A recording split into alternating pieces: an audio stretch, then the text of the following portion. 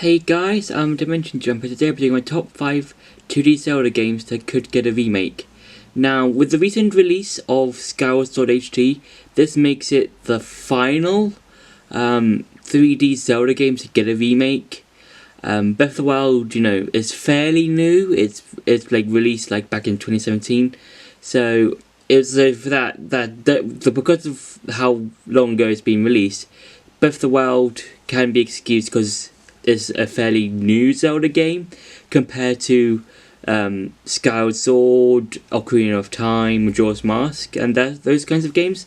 And I thought, with the recent release of Skyward Sword HD, why not talk about some games or 2D Zelda games that could get themselves a remake, possibly.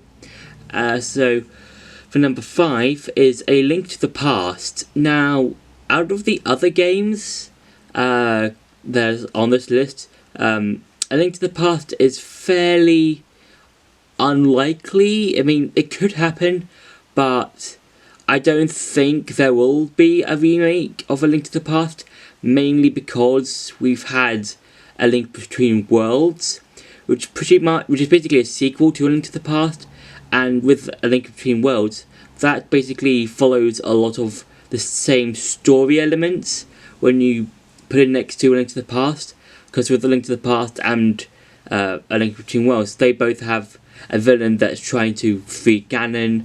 They both have dark worlds, or with A Link to the Past as Lowell, Link Between Worlds, yeah, not A Link to the Past, and you have to save sages, you have to find 3 medallion things, and a lot of the bosses are basically just copy paste, but with some added features in A Link Between Worlds.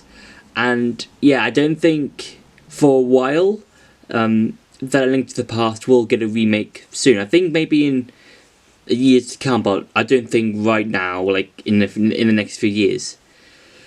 For number 4 is the Minishcap. Now, with this game, this could follow the same remake structure that the Link's Awakening remake did that, in which with a Link's Awakening remake, it basically had this sort of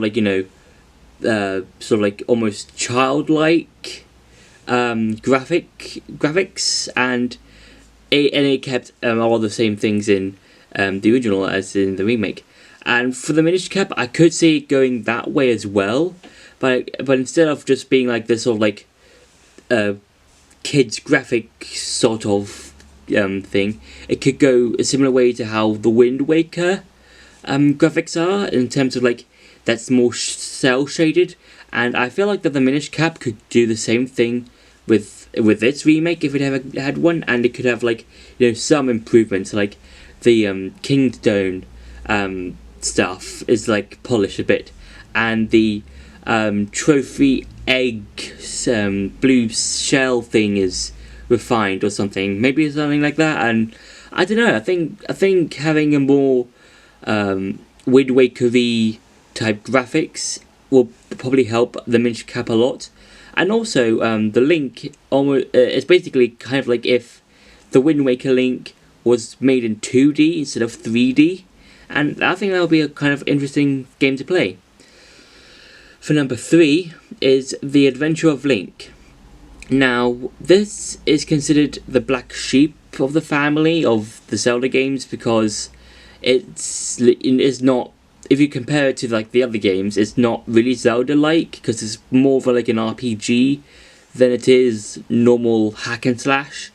But a remake could be interesting, because you could like do it in a way that other games of The Adventure of Link has done it, like a Final Fantasy VII remake, maybe Pokemon. It could go somewhere similar to in those kinds of directions. So instead of like just Link just hitting bad guys with a sword, he could like use various attacks from the various games. So you could use a spin attack, a thrust, various different ways that he could use his swordsmanship in like the remake. because Link has used a variety of different soul attacks throughout the different games, like the different hidden attacks you could do in Twilight Princess, the shield block, that sort of thing in other games, and I think that will be somewhat interesting and somewhat nice to see. And also, you could have like keep in the RPG elements, but just like probably keep some of that in and maybe take some of it out. I don't know.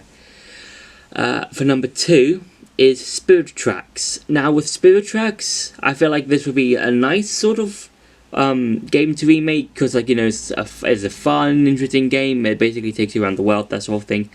And for the remake, I think in terms of, I don't think it will get that much improvement, me personally, even though it's one of my favourite games. For me personally, I think if it was to be remade, I feel like Nintendo would just polish off the graphics a bit, instead of just making them a game to look like it was on the DS, it could more look like a game to be on the Switch. Another problem that I might find that could happen in the game is probably the 2 screen mechanic, because you've got the map on the top screen and the gameplay elements on the bottom screen when you're playing on the DS. So they could try and do it in which if you're playing the game, you could just have like the main game on let's say on the screen, but then let's say you have the map in like the top left hand corner or something, and yeah, that could work possibly. I'm not sure if there was a sort of like remake that could work, I presume, but I don't know. They could have 50% of the screen is off the map, and the other 50% of the screen is on the gameplay. I think that'll be a problem that Nintendo would face if they were planning to do a remake of Spirit Tracks. So yeah. And for number 1 is Phantom Hourglass. Now again, like with Spirit Tracks, I feel like Nintendo would polish the graphics a bit, and they could try and do something with the screen, with having map screen or map gameplay or gameplay map, and in terms of where it's placed. But I think another thing that could really improve in the game is probably the boat mechanic, because with the boat in Phantom Hourglass, it's basically you just drawing a specific route to a destination, and it would be cool if let's say every time you go into a new destination, you would just continue on, and then let's say you're planning to go to the Temple of the Ocean King, let's say, after you've come back from collecting one of the 3 Force Fairy guys, but then you think, oh, I should probably go to Cannon Island or something, because there's a secret treasure chart or something there that I need to collect.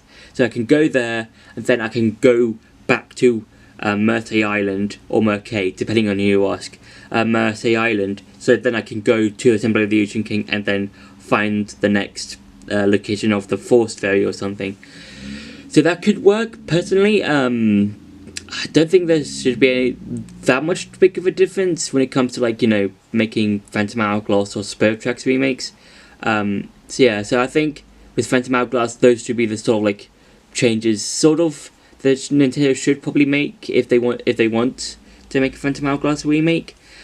So yeah, that's personally kind of my personal opinion. So that's been it for my top 5 2D Zelda games that should be remade. I hope you enjoyed this video. Don't forget to like, share and subscribe, and I'll see you in the next video.